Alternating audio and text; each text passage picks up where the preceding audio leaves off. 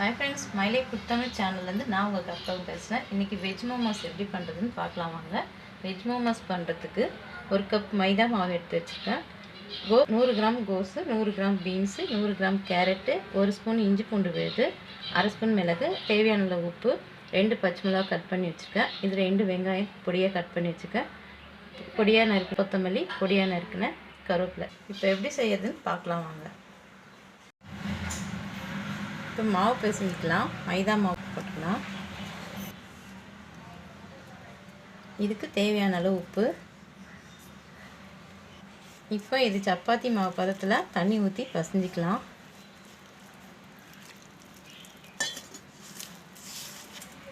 இந்த மாதிரி சப்பாத்தி மாவு பதத்துக்கு பசஞ்சிட்டு காயாம இருக்கிறதுக்கு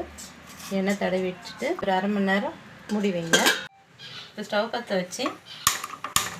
pan வச்சுக்கலாம்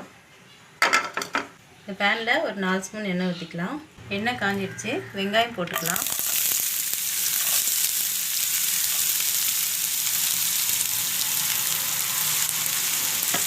வெங்காயம் வதக்கணும்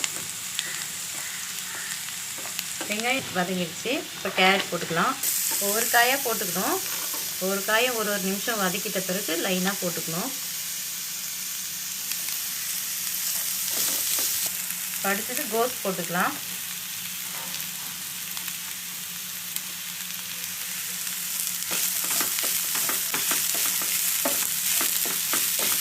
ஒரு நிமிஷம் வதக்கினா போதும்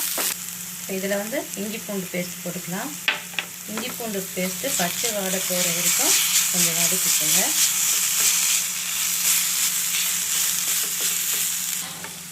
அதுக்கப்புறம் இந்த பச்சை மிளகாய் போட்டுக்கலாம் கொத்தமல்லி கருவேப்பிலை இதையும் போட்டுக்கலாம்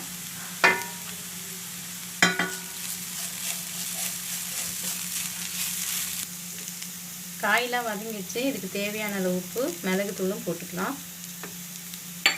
போட்டு ஒரு நிமிஷம் வதக்கிட்டு ஸ்டவ் ஆஃப் பண்ணிடலாம்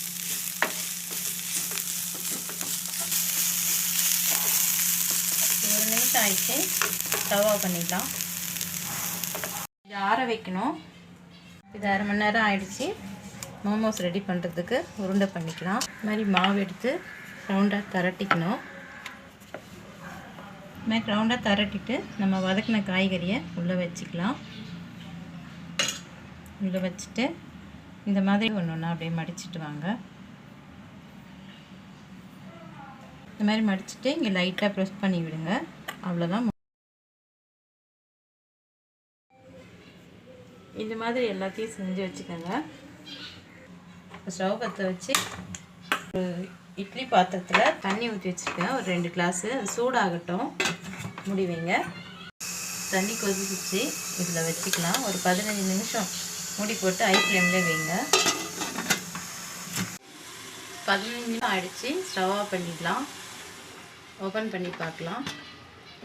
வேறு பிளேட்டில் எடுத்து வச்சுக்கலாம் சூடான சுவையான வெஜ் மோமோஸ் ரெடி ஆயிடுச்சு இது நீங்களும் ட்ரை பண்ணி பாருங்கள் ரொம்ப நல்லாயிருக்கும் வீடியோ பிடிச்சிருந்தா லைக் பண்ணுங்கள் ஷேர் பண்ணுங்கள் கமெண்ட் பண்ணுங்கள் நம்ம சேனலை சப்ஸ்கிரைப் பண்ணுங்கள்